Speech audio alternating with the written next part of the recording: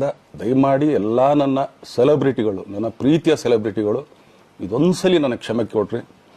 ಯಾಕಂದರೆ ನಾನು ಸಿಗ್ತೀನಿ, ನಾನು ಸಿಗಲ್ಲ ಅಂತಲ್ಲ, ಖಂಡಿತ 101% ನಾನು ಸಿಕ್ಕೇ ಸಿಗಬೇಕು. ಯಾಕಂದರೆ ನಿಮ್ಮೆಲ್ಲ ಇಂಡಿವಿಜುವಲಿ ನಾನು ಥ್ಯಾಂಕ್ಸ್ ಹೇಳಲೇಬೇಕು ಅದನ್ನು. ಆದರೆ ಈಗಲ್ಲ, ಇನ್ನೊಂದು ಸ್ವಲ್ಪ ದಿನ ಆಗಲಿ. ಯಾಕಂದರೆ ನಂದು ಸ್ವಲ್ಪ ಯಾಕಂದರೆ ಈಗಲೇ ಕಾಲೆಲ್ಲ ಸ್ವಲ್ಪ ನಂಬಾಗ್ತಾ ಇದೆ. ಸೊ ಸ್ವಲ್ಪ ನಮ್ಮ ಡಾಕ್ಟರ್ ಹತ್ರ ಎಲ್ಲ ನಾನು ಕನ್ಸರ್ನ್ ಮಾಡಿ ಏನು ಮಾಡ್ಬೋದು ಅದಕ್ಕಿನ್ನು ನೆಕ್ಸ್ಟ್ ಅಂತ ಹೇಳಿ. ಯಾಕಂದರೆ ಸ್ಪೈನಲ್ ಕಾರ್ಡ್ ಪ್ರಾಬ್ಲಮ್ ನಿಮಗೂ ತುಂಬ ಚೆನ್ನಾಗಿ ಗೊತ್ತು. ಸೊ ಇದೊಂದು. ಆಮೇಲೆ ದಯಮಾಡಿ ಯಾವ ಹೂವಾಪೋಗಳಿಗೂ ನನ್ನ ಸೆಲೆಬ್ರಿಟಿಗಳು ಕಿವಿಗೆ ಹಾಕೋಬಿಟ್ರು.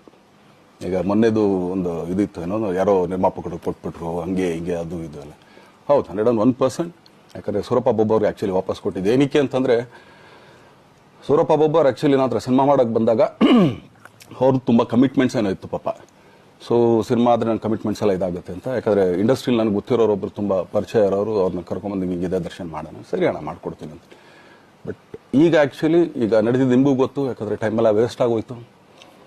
ಈ ಟೈಮಲ್ಲಿ ಮತ್ತೆ ಅವ್ರ ದುಡ್ಡನ್ನ ಇಟ್ಕೊಡಿದ್ರೆ ಪಾಪ ಅವ್ರಿಗೆ ಇನ್ನೂ ಕಮಿಟ್ಮೆಂಟ್ ಜಾಸ್ತಿ ಆಗುತ್ತೆ. ಸೊ ಅದಕ್ಕೋಸ್ಕರ ಸರ್ ನಿಮ್ಮ ಕಮಿಟ್ಮೆಂಟ್ ತೀರಿಸ್ಕೊಳ್ಳಿ.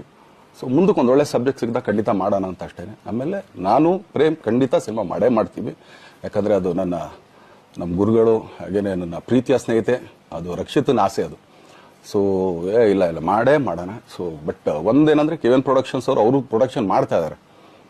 ಸೊ ಅವ್ರು ಪ್ರೊಡಕ್ಷನ್ ನಡೀತಾ ಇರ್ಬೇಕಾದ್ರೆ ಪುನಃ ಇನ್ನೊಂದು ಪ್ರೊಡಕ್ಷನ್ ಅಂದಾಗ, ಯಾಕಂದರೆ ನನ್ನ ಒಂದು ಅನಿಸಿಕೆ ಅಂತಂದರೆ, ಯಾವ ನಿರ್ಮಾಪಕ ಆ್ಯಕ್ಚುಲಿ ಈಗ ಯಾವುದು ಪ್ರೊಡಕ್ಷನ್ ಇಲ್ದೇನೆ ಸುಮ್ಮನೆ ಇದ್ದಾರೆ ಅಂಥವ್ರ ಜೊತೆ ಕೆಲಸ ಮಾಡೋರು. ಯಾಕಂದರೆ ಪ್ರೊಡಕ್ಷನ್ ನಿಮಗೂ ತುಂಬ ಚೆನ್ನಾಗಿ ಗೊತ್ತಿವಾಗ ನಡೀತಾ ಇರೋ ಒಂದು ಇದರಲ್ಲಿ ಒಬ್ಬ ನಿರ್ಮಾಪಕ ಇವತ್ತು ಅಡ್ವಾನ್ಸ್ ಕೊಟ್ಟೋದ್ರಿಂದ ಹಿಡಿದು ರಿಲೀಸ್ ಆಗೋ ತನಕ ಆತನ ಕೆಲಸ ತುಂಬ ಇದೆ.